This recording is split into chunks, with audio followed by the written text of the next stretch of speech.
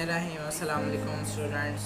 उम्मीद है आप तमाम बच्चे बिल्कुल खैर वाफियत से होंगे और अपने जो पेपर की प्रेजेंटेशन है वो अच्छे तरीके से कर रहे होंगे।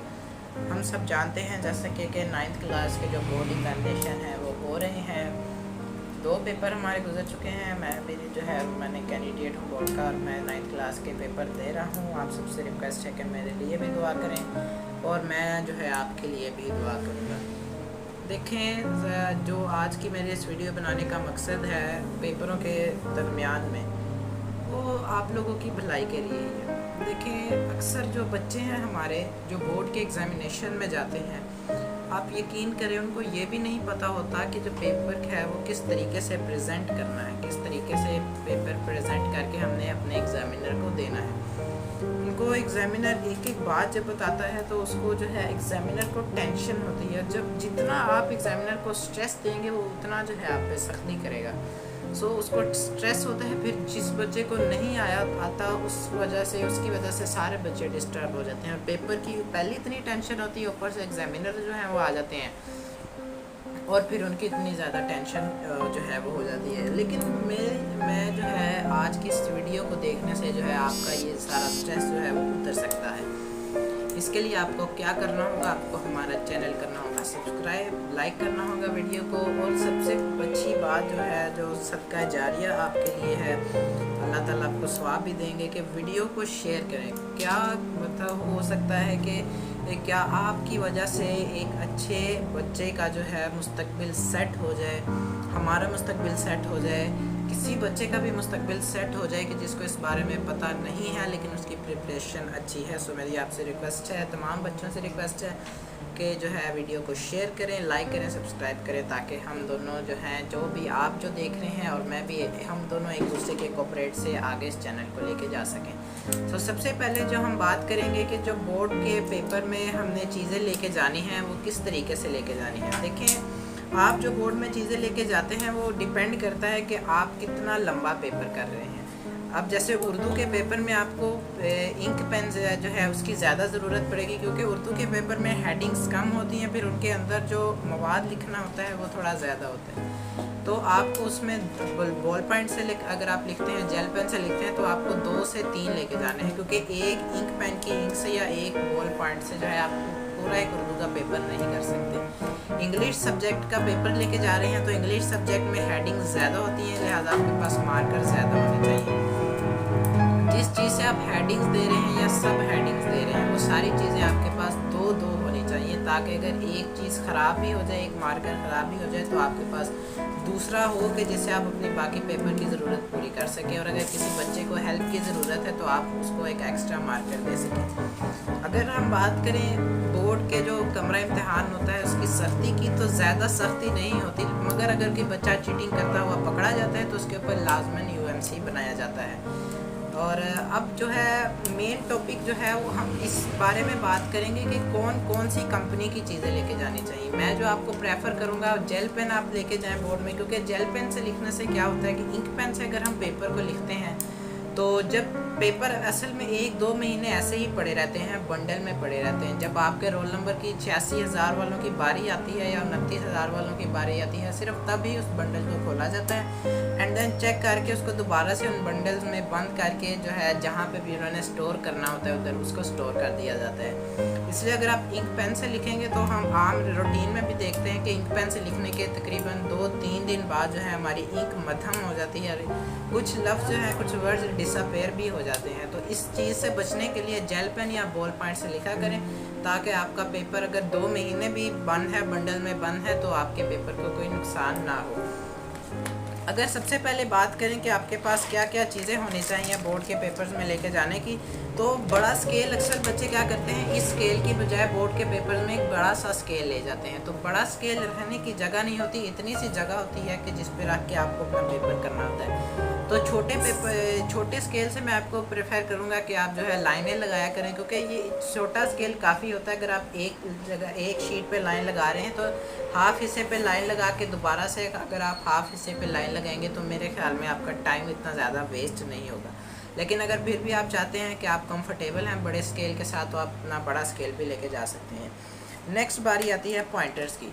जो हमारी अभी जो मैं आपको बबल शीट दिखाऊंगा वो जो आपने फिल करनी है वो आपने इस ब्लू मार्कर, इस ब्लू पॉइंटर से फिल करनी है। डॉलर की कंपनी का ये पॉइंटर है, और अगर आप किसी और कंपनी का भी लेके जाना चाहते हैं तो आप लेके जाना चाह सकते हैं। आपके पास एक ब्लू पॉइंटर होना चाहिए और एक ब्लैक पॉइंटर होना चाहिए, क्योंकि अक्सर हमारी हेडिंग्स ऐसी होती हैं हमारे सारे पेपर में, या एक टॉपिक हो फॉर एग्जांपल अगर आप एवोगैड्रोस नंबर कर रहे हैं तो वो जो 6.02 मल्टीप्लाई 10⁻⁻23 उसको करने के लिए जो है आप वो जब उसका रिप्रेजेंटेशन लिखेंगे कि एवोगैड्रो नंबर किसके इक्वल होता है तो आप ब्लैक पॉइंटर से लिखेंगे, उस वर्ड को आप वाजिया करेंगे। नंबर 2 पे मार्कर्स की बात आती है तो आपको एक ब्लू मार्कर लेके जाना है, एक ब्लैक मार्कर लेके जाना है, ताकि जो बबल शीट है आप उसको आराम से फिल कर सकें। जैसा कि मैंने बताया था कि दो चीज़ें आपके पास होनी चाहिए, तो एक ब्लू और एक ब्लैक मार्कर ले जाएं ताकि अगर किसी बच्चे की हेल्प करनी हो तो वहाँ पे भी हो सके। उसके बाद बारी आती है हमारी 604 मार्कर के। 604 मार्कर आपके पास 2 होने चाहिए, आप निशानी लगा के रख लें, जब एक ख़राब हो उसी सिनेरियो में दूसरा यूज़ करें, वरना दूसरा आपकी ज्योमेट्री में स्टोर होना चाहिए। इस पर आप एक कागज़ ले लें, उसको टेप से ऊपर चढ़ा लें यहाँ पे इस साइड पे, ताकि पता लग सके कि ये मार्कर आपके यूज़ में है। एंड इसी तरह आपको 605 मार्कर 2 लेके जाने हैं, एक मार्कर पे आप निशानी लगा लें ताकि आपको पता लग सके कि आपके यूज़ में है। उसके बाद जेल पेन से, मैं खुद जेल पेन से पेपर लिखता हूँ, उस पर जल्दी पेपर भी हो जाता है, और दूसरी बात कि जो हमारे पेपर ज़्यादा देर पड़े रहने की वजह से पेपर स्टोर भी रहता है। अब बारी आती है कि अगर किसी सिनेरियो में हमारा बॉल पेन जेल पेन ख़त्म हो जाता है तो हमने उसकी जगह पर क्या यूज़ करना है। तो अगर खुदा न खास्ता किसी भी सूरत में जो है आपका जो जेल पेन है वो ख़त्म हो जाता है तो आपने ऐसी सूरत में क्या करना है, बॉल पेन ले जाना है। बॉल पेन आपका किसी भी कंपनी का हो सकता है, डॉलर का लेके जा सकते हैं, पिकासो का लेके जा सकते हैं, और बाकी कई कंपनियां हैं सबका बॉल पेन आप लेके जा सकते हैं। तो अब तक हमने देखा कि ये सारी चीज़ें जो है हमारे बोर्ड का जो हमारे 8 के 8 इम्तहानात हैं ये करने में मदद देंगी, ये सारी चीज़ें। And the other thing is हम इसको कहाँ किस चीज़ में लेके जाएंगे, उसे आपके पास इतनी बड़ी रोल नंबर स्लिप होती है, इस रोल नंबर स्लिप को ये देखिए इतनी लंबी हमारी रोल नंबर स्लिप, बड़ी सारी रोल नंबर स्लिप है, इसको क्या कवर करना है क्या हम स्कूल बैग लेके जाएंगे? तो इसका जवाब है नहीं, आपने स्कूल बैग वहाँ पे नहीं लेके जाना, वहाँ पे इवन के क्लिप बोर्ड भी नहीं अलाउ है। ट्रांसपेरेंट क्लिप बोर्ड होता है वो आप लेके जा सकते हैं अगर आपसे पेपर ऐसे नहीं होता, वरना वहाँ पे पेपर की जो दस्ता है वो इतना सा मोटा सा होता है कि आप इजीली अपना पेपर रख कर सकते हैं। बात ये आती है कि सारी चीज़ें ये जो इतनी ज़्यादा चीज़ें हैं सारी चीज़ें हैं आपको एक ऐसी बैटरी ये वाली आपने बस शो पे जाके कहना है कि रोल नंबर से रखने वाली ट्रांसपेरेंट ज्योमेट्री से मिल जाएगी। इसमें क्या फ़ायदा होता है कि नंबर 1 के आपके रोल नंबर से बिल्कुल वाज़ेह नज़र आ जाती है। अगर एग्जामिनर आपसे पूछता है आप रोल नंबर से दिखाओ तो आप उसके बाकी जो नीचे डिटेल्स होती हैं वो उसके पढ़ने की होती नहीं, इधर आपका टाइम लिखा होता है, बाकी इधर आपका रोल नंबर लिखा होता है, मतलब फिल हुआ होता है, इधर इंस्ट्रक्शन लिखी गई होती है। तो उसके जो काम का होता है ना सिर्फ ये टाइमिंग से ऊपर सिर्फ इतना हिस्सा होता है हमारा रोल नंबर, हमारा स्कूल कौन सा है, हमारा जो है स्कूल का सेंटर का नाम उसने देखना होता है, तो ये बस उसने देखना होता है। तो इसलिए हम क्या करेंगे, ये जो हमारी रोल नंबर स्लिप है इसको पहले यहाँ से नीचे से फोल्ड करेंगे, इस तरह से फोल्ड करने के बाद इधर हाफ हमने फोल्ड कर लिया, इसका सेंटर करके उसको इधर से फोल्ड करेंगे। इससे क्या होगा कि जो हमारा जो काम का इस तरह क्या इस तरीके से आपने जो है अपनी रोल नंबर स्लिप जो है वो फोल्ड कर लेनी है। अब इसको ज्योमेट्री में डालने का तरीका ये होगा कि आपने अपनी ज्योमेट्री की जिप खोलनी है और ज्योमेट्री को थोड़ा सा ईजिली खोल लेना है। ये कमज़ोर सी ज्योमेट्री होती है कि हल्के सा भी अगर इसको कोई जाली के अंदर आपका पेन खुल जाए तो ज्योमेट्री फटने के काफ़ी ज़्यादा इम्कान हो सकते हैं। ठीक है, तो जिस तरह के मैंने आपको बताया था कि अपनी रोल नंबर स्लिप आपने फोल्ड करनी है उस तरीके से आपने कर लेनी है। उसके बाद ज्योमेट्री की इसके अंदर देखें आप एक जाली सी लगी होती है, ठीक है, जाली के एक साइड पे आपने जो है अपनी रोल नंबर स्लिप रख लेनी है। ठीक है, इस तरीके से आपने सॉफ्ट हाथों से अंदर अंदर डाल लेनी है ताकि ना जाली फटे और ना आपकी रोल नंबर स्लिप फटने का खतरा हो। ठीक है, ये जो है हमने कर लिया। उसके बाद ये सारी चीज़ें जो है हम एक दफ़ा में ही इसको डाल देते हैं ज्योमेट्री के अंदर। तो ये देखिए जिप बंद की है, तो ये देखिए हमारी एक खूबसूरत सी चीज़ तैयार होगी बोर्ड के पेपर में लेके जाने के लिए। आप ज्योमेट्री वैसे ऐसे थोड़ा चीज़ों को कर लें ताकि ये इर्द गिर्द फैल जाए। ज्योमेट्री की किसी भी जगह से जो है आपकी ज्योमेट्री मुड़ने का ख़तरा ना हो, ठीक है। तो ये जो है हमारी रोल नंबर स्किप होगी है रेडी। इसी तरीके से जो है अगर आप चाहते हैं कि आप हेडिंग्स किस चीज़ से दें, सब हेडिंग्स किस चीज़ से दें, वीडियो के शुरू में मैंने बताया था, आप देख रहे होंगे कि बैकग्राउंड थोड़ा चेंज है और आज मैंने कुर्सी की जगह वो सोफ़ा रखा हुआ है। तो इसकी एक वजह थी कि कल जो है काफ़ी रात हो गई थी वीडियो बनाते हुए, 10:30 बज गए थे। बस सारा दिन मैं अपने केमिस्ट्री के पेपर की तैयारी करता रहा। सेंटर से आया मैं 3-4 बजे उधर से आया पेपर दे के कंप्यूटर का, और कल आज संडे है, कल हमारा केमिस्ट्री का पेपर है। सो आप सबसे मैं रिक्वेस्ट करूँगा कि अपना पेपर बिल्कुल अच्छी तरीके से रेडी करें। अगर आपको कोई गेस्ट वगैरह चाहिए तो आप मेरे फेसबुक पेज पे जाके आराम से गेस्ट ढूंढ सकते हैं। फेसबुक पेज का लिंक मैं डिस्क्रिप्शन में दे दूँगा। ऐसे अगर आप मुझसे कुछ पर्सनली पूछना चाहते हैं तो मेरा एक नंबर है, आई थिंक जैज़ का नंबर है, वो जैज़ का नंबर आपको अपनी स्क्रीन के नीचे दिया हुआ मैंने दे दिया है आपको भी, वो आराम से नज़र आ जाएगा। अगर आप कोई गेस्ट मुझसे ख़ुद लेना चाहते हैं तो ये बिल्कुल फ्री है, कोई इसकी कॉस्ट नहीं है कि सर जी इतनी कीमत पे आप हमें देंगे। तो मैं इतनी कीमत पे नहीं देता, मैं सिर्फ फ्री दूंगा, क्योंकि अगर मेरी वजह से किसी भी बच्चे का फ्यूचर सेट हो जाता है तो इसमें मुझे कोई मसला नहीं है। अभी तक हमने देखा 9-10 मिनट की या 11-12 मिनट की वीडियो है, तो इसमें हमने देखा कि ज्योमेट्री को किस तरीके से सेट करना है।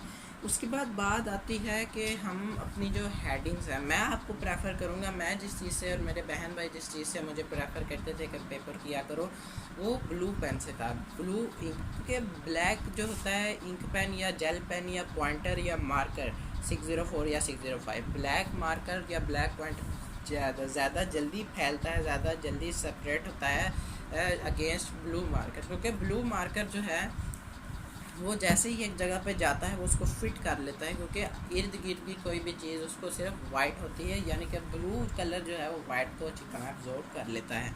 लेकिन ब्लैक कलर को देखें तो वो अगर हम एक सीधी लकीर भी, एक लाइन भी लगाएं तो वो भी लाइन भी सराउंडिंग से थोड़ी थोड़ी फैल जाएगी। तो मैं आपको प्रेफर करूँगा कि जो है ब्लू मार्कर या ब्लू इंक पेन से जो है या जेल पेन से अपना पेपर किया करें।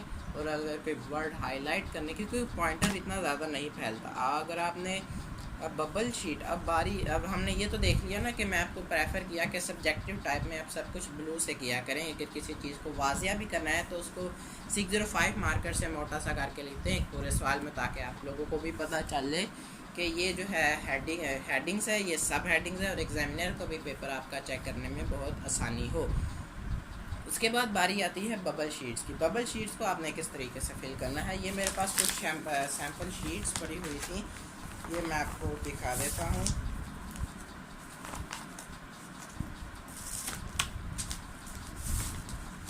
ये एक सैम्पल शीट है मेरी, ये मैं जब पेपर की प्रेजेंटेशन कर रहा था तब मैं इसे लिखता होता था। ये आप अब यहाँ पे देख सकते हैं, ठीक है। ये जो मैंने सब्जेक्टिव टाइप बड़ा सा करके लिखा हुआ है, ये मैंने ब्लू पॉइंटर से, ब्लू 605 मार्कर से लिखा हुआ है। नीचे मैंने क्वेश्चन नंबर 2 लिखा हुआ है, ये भी मैंने ब्लू से लिखा है।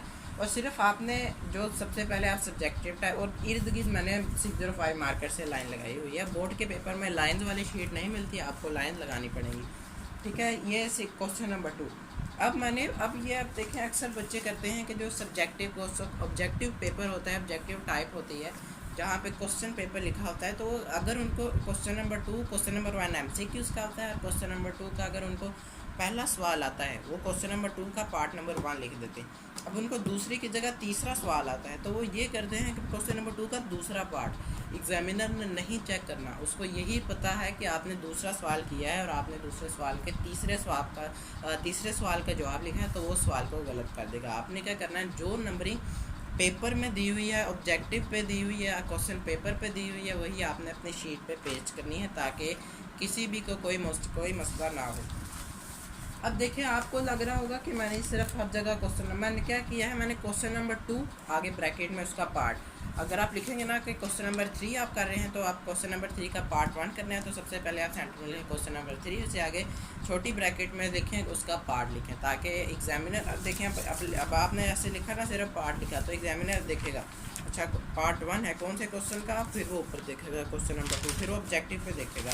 इस तरीके से मैंने आपको पहले भी बताया था ना कि जितना आप एग्जामिनर को स्ट्रेस देंगे उतना वो सारे बच्चों को टेंशन करेगा, उतनी ज़्यादा सारे बच्चे टेंशन में आएगा और एग्जामिनर बखरा टेंशन में आएगा। और अगर आप पेपर में कुछ ऐसी गड़बड़ कर देते हैं कि एग्जामिनर टेंशन में आए तो ये भी अच्छी बात नहीं।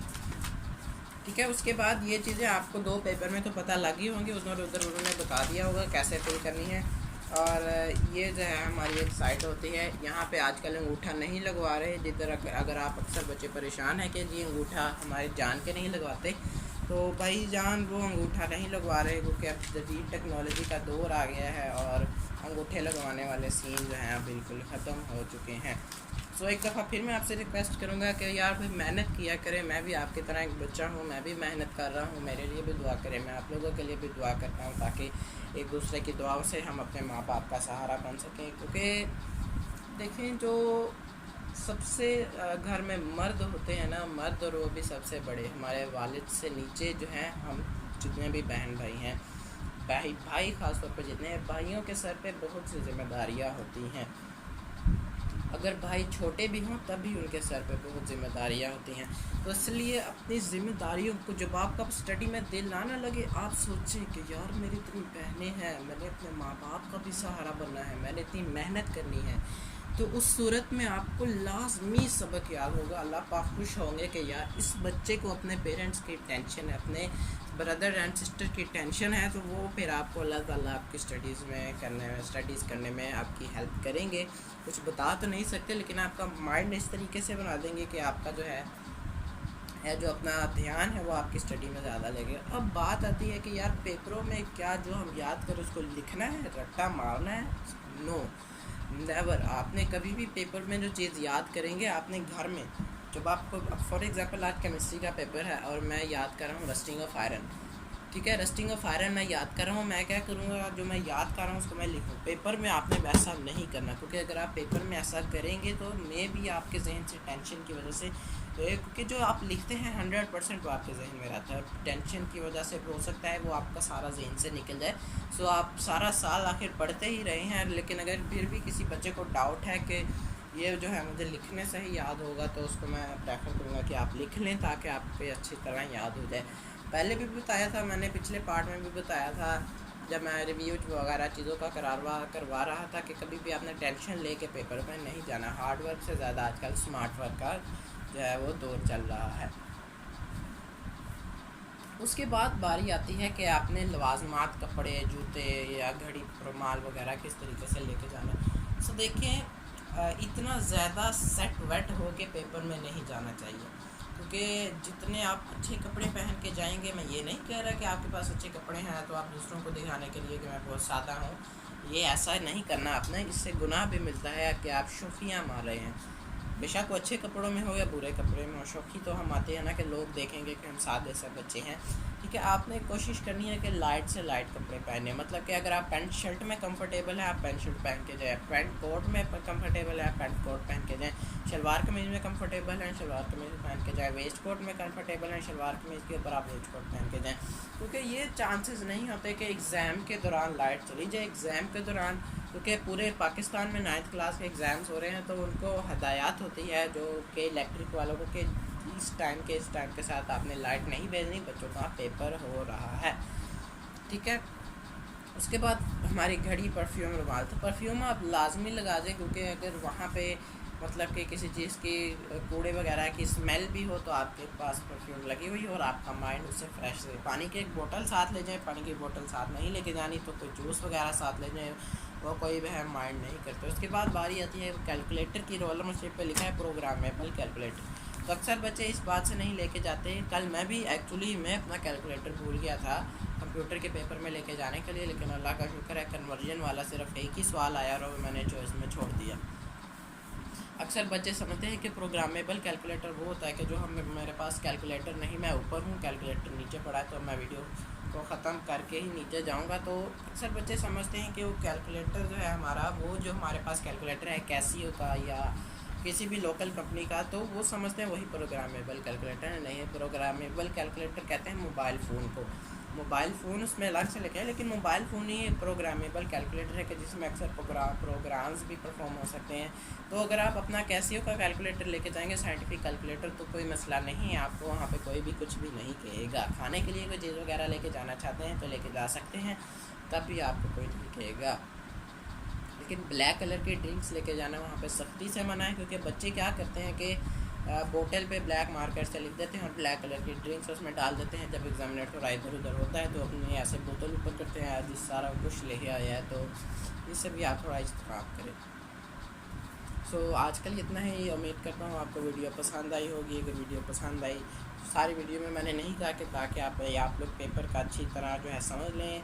अब मैं कहूँगा कि अगर आपको वीडियो पसंद आई तो इसे लाइक करें, शेयर करें, कमेंट करें, सब्सक्राइब करें और अपनी राय से इजहार करें हमें, ताकि हमें पता लग सके हमारी खामियाँ किधर हैं, हम क्या क्या गलतियाँ कर रहे हैं। देखिए, मैं सिर्फ वीडियो नहीं हूँ, कैमरे के पीछे एक पूरी टीम है जिसकी मदद से मेरी वीडियो आप तक पहुंच रही है। कई लोगों की मेहनतें हैं, मेरे पेपर हो रहे हैं, नहीं तो मैं जो है वीडियो एडिट करने में एक्सपर्ट हूँ। लेकिन मैं सिर्फ क्या करता हूँ, मुझे सिर्फ मेरी टीम कैमरे के आगे बिठाती है, मैं बोलता हूँ और बस आई थिंक मैं चले जाता हूँ। टीम सैलरी वाले तो नहीं है, लेकिन मेरे बहन भाई वगैरह हैं, छोटे बहन भाई, बड़े बहन भाई जो कि हेल्प करते हैं, तो वो भी एक मेरी टीम है, एक कम्युनिटी है, जिसकी मदद से, इस कैमरे की मदद से, सिर्फ मैं यहाँ पे नहीं, इस कैमरे के पीछे काफ़ी मेहनतों की वजह से आप तक ये वीडियो पहुँच रही है।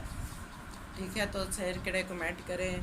मैंने पहले भी यूट्यूब पे बहुत ज़्यादा वीडियोस डाली हैं, लेकिन उसमें मुझे कोई फेम नहीं चाहिए। यहाँ पे फेम नहीं चाहिए। फेम एक लालच है। हमें चाहिए कि हाँ, जितना आप सब्सक्राइब करेंगे हमें क्या मिलेगा यार, जितना आप सब्सक्राइब करेंगे हमें उतना पता चलेगा कि इतने लोगों ने हमारी वीडियो देखी है और इतने लोगों ने लाइक किया है, इतने लोगों को पसंद आई है। हाँ, और अगर आपको अनलाइक है तो आप अनलाइक का बटन दबाएं, ताकि हमें भी पता लगे कि ये वीडियो हमारी गलत थी, हम अपनी इस वीडियो को देखें, हमारे बैकग्राउंड में क्या मसला था, हमारे क्या सॉफ्टवेयर वगैरह में क्या मसला था, क्या हमारी पोजीशन में क्या मसला था, ताकि जो है को दोबारा से पिछली वीडियो में, अगली वीडियो में अपनी वो खामियाँ पूरी कर सके। आज के लिए इतना ही दोस्तों। नेक्स्ट वीडियो के लिए अल्लाह हाफिज़।